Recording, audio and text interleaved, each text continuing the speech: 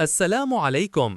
إذا أعجبكم الفيديو لا تنسوا الاشتراك في القناة وتفعيل جرس التنبيهات ليصلكم كل جديد. آراؤكم وتعليقاتكم تحفزونا على الاستمرار. شكراً على دعمكم. رسمياً وحسب معطيات متطابقة من مصادر متعددة داخل محيط النادي، الرجاء الرياضي يواصل تحركاته القوية في الميركاتو الشتوي ويقترب من إعلان صفقة جديدة وازنة تهم خط الوسط الهجومي. توصل نادي الرجاء الرياضي إلى اتفاق نهائي مع متوسط الميدان الهجومي الكوسوفي بيصار حليمي من أجل حمل قميص الفريق الأخضر بعقد يمتد لموسم ونصف، وذلك في إطار سعي إدارة النادي إلى تعزيز التركيبة البشرية خلال الشطر الثاني من الموسم وتصحيح عدد من الاختلالات التي ظهرت في النصف الأول من المنافسات.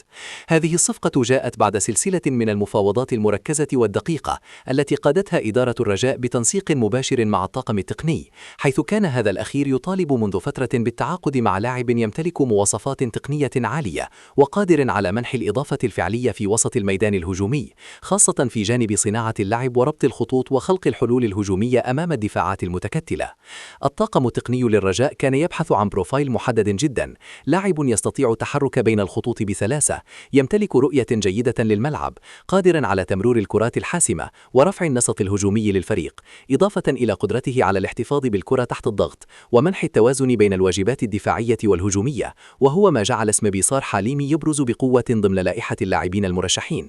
بيصار حليمي يعتبر من اللاعبين الذين راكموا تجربة احترافية محترمة في عدد من البطولات الأوروبية، حيث اكتسب خبرة التعامل مع الضغط والمباريات القوية، كما يتميز بشخصية تنافسية داخل أرضية الميدان وقدرته على تحمل المسؤولية في اللحظات الصعبة، وهي عناصر يراهن عليها الرجاء ليكون اللاعب إضافة نوعية مباشرة وليس مجرد صفقة عددية لملء الفراغ.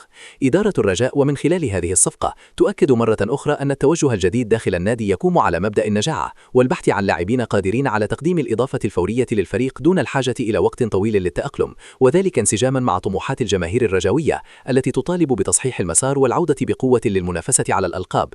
مصادر متطابقة داخل محيط الرجاء أكدت أن كل تفاصيل الاتفاق تم حسمها بنجاح في انتظار الإعلان الرسمي من طرف النادي عبر بلاغ يؤكد الصفقة بشكل نهائي خلال الفترة المقبلة، وهو ما يجعل الجماهير تترقب بشغف كبير خطوة التقديم الرسمي للاعب. وكعادتها تواصل الصفحة مواكبة أخبار الرجاء بهدوء ومسؤولية مع الاعتماد على معطيات دقيقة وتفادي التهويل، مع التأكيد الدائم أن البلاغات الرسمية تبقى المرجع الوحيد والحاسم. يبقى السؤال المطروح بقوة داخل الأوساط الرجاوية: هل سيكون بيصار حليمي هو الحل المنتظر لمشكلة صناعة اللعب؟ وهل ينجح في تقديم الإضافة التي افتقدها الفريق في وسط الميدان الهجومي خلال الفترة الماضية؟ النقاش مفتوح والجماهير تترقب الإجابة داخل المستطيل الأخضر.